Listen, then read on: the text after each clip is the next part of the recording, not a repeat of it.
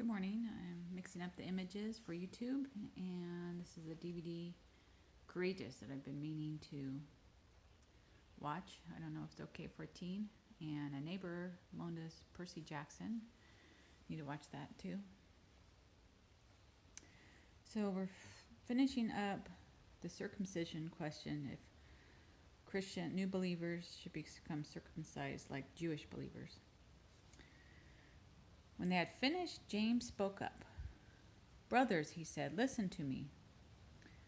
The words of the prophets are in agreement with this. As it is written, after this I will return and will rebuild the tabernacle of David, which has fallen down.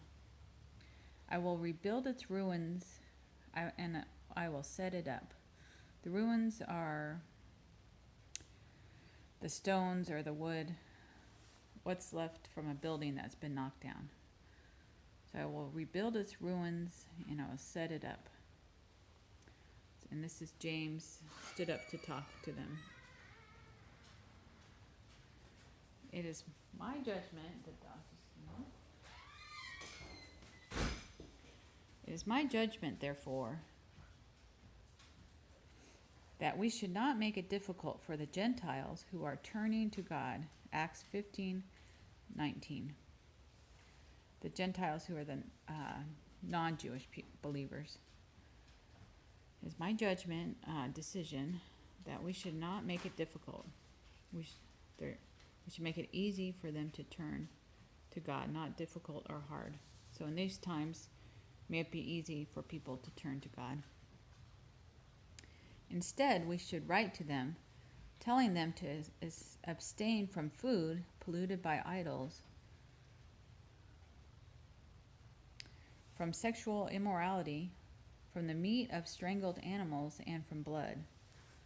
So they decided to do a cultural thing. Instead, we should write to them, don't eat food from idols, because this is hard for the Jewish believers. They can't do this, so please don't do it when you're around them. No sexual immorality. I don't know if that's fornication, adultery, etc., etc. No meat from strangled animals. That's in their cultural diet. Their diet and their cultural laws. And no blood. So don't do these things, for the law of Moses has been preached in every city. So this will help the Jewish believers and their culture, help them to get along better and understand each other. But you don't have to be circumcised. But I know there was one Christian who became circumcised. Acts 15:22. Then the apostles and elders with the whole church decided to choose some of their own men and send them to Antioch with Paul and Barnabas. They chose Judas, called Barsabas, and Silas, men who were leaders among the believers. So the apostles and elders, along with the whole church, decided to choose some of their own men. We choose you.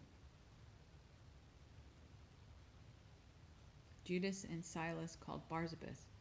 They were leaders among the believers. So they chose a couple leaders to go out and send them to Antioch.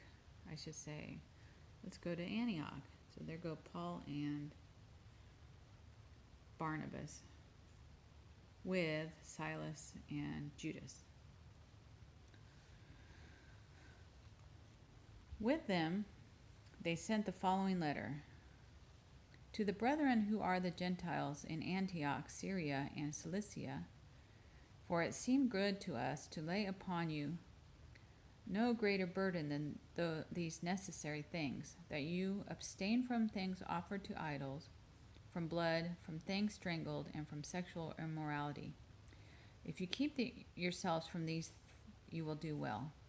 Farewell, goodbye.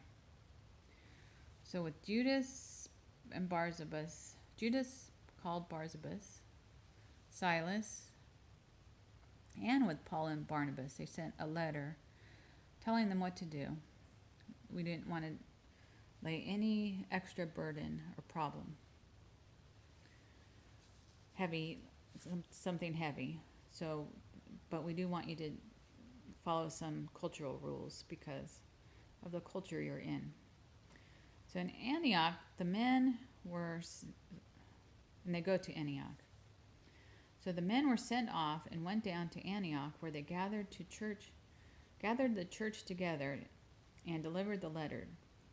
The people read it and were glad, for its encouraging message. It lifted them up. Here are the people. Judas and Silas gave them their letter. Yay, what encouragement. And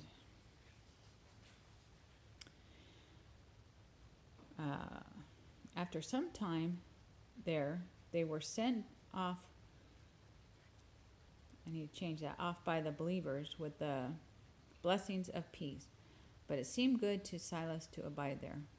So there's Silas. And Silas is going to stay and abide and live there.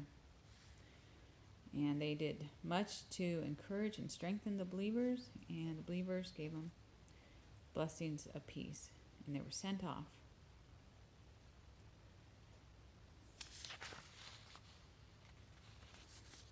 I'm going to stop right there and close the window and talk to you in a minute.